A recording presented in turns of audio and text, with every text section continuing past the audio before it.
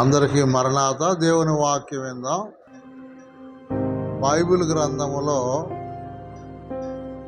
మానవుడు దేవుని అడుగుతూ ఉంటారు. మత్తయి సువార్త 7వ అధ్యాయం 7వ వచనములో అడుగుడి మీకు ఇవ్వబడును అని వాక్యములో ఉన్నది గనక మానవుడు దేవుణ్ణి అడుగుతూ ఉన్నారు. ఆహారము కావాలని, వస్త్రము కావాలని, ఆరోగ్యం కావాలని అడుగుతూ ఉన్నారు. కానీ దేవుడే మానవుని అడిగే విషయంలో కొన్ని మాటలు మనం చూస్తే, దేవుడు మానవుని అడుగుతారు. ద్వితీయోపదేశకాండం 10వ అధ్యాయం 13వ వచనంలో, నా కట్టడలను నా ఆజ్ఞలను అనుసరించి నడుచుకోమని ఇదే కదా నీ దేవుడని యెహోవా నిన్ను అడుగుతున్నాడు. నా ఆజ్ఞల ప్రకారం నడువు, నా కట్టడల ప్రకారం నడిస్తే నేను సంతోషిస్తానని దేవుడు మాట్లాడుతున్నాడు. అంత మాత్రమే కాదు, మరి మీకా గ్రంథం 6వ అధ్యాయం 8వ వచనంలో కూడా న్యాయముగా నడుచుకొనుటయు, కనికరమును ప్రేమించుటయు, దీన మనస్సు కలిగి నీ దేవుని ఎదురు ప్రవర్తించుటయు ఇదే కదా యెహోవా నిన్ను అడుగుతున్నాడు. న్యాయముగా నడుచుకొనుట, ప్రేమించుట, దేవుని భయభక్తులు కలిగి నడుచుకోమని ఇదే కదా దేవుడు నిన్ను అడుగుతున్నాడు.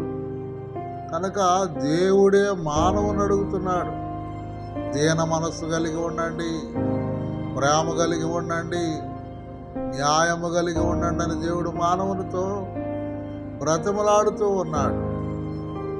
అలాగే దేవుని యొక్క సన్నిధిలో మరి ఒక మాట ఏమంటున్నాడంటే, మరి సామెతల గ్రంథం 23వ అధ్యాయం 26వ వచనములో, నా కుమారుడా నీ హృదయాన్ని నాకు ఇవ్వు అన్నారు.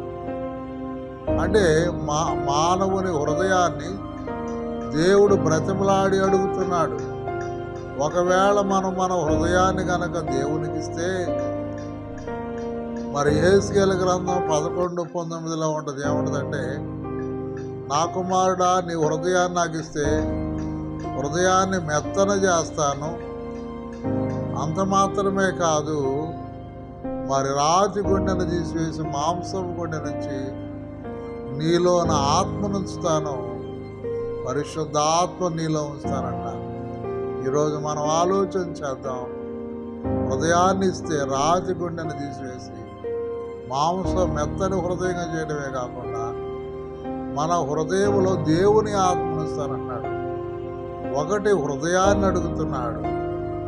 ప్రేమగా, న్యాయముగా, దీన మనస్సు కలిగి ఉండమని అడుగుతున్నారు. దేవుని ఆజ్ఞల్లో కట్టడలు అనుసరించడం అడుగుతున్నారు. కనుక దేవుడు మానవుని బ్రతిమలాడి అడుగుతున్నాడు. కనుక మనం అడిగినప్పుడల్లా దేవుడు ఇస్తున్నాడు. దేవుడు మనల్ని అడుగుతున్నారు కనుక ఆయన అడిగినటువంటి విధానముగా నడిచి రాకడకు సిద్ధపడదాం. అట్టి ధన్యత దీవెన ప్రభువు మనందరికీ ప్రసాదించును గాక. ఆమేన్. అందరికీ మరణాత.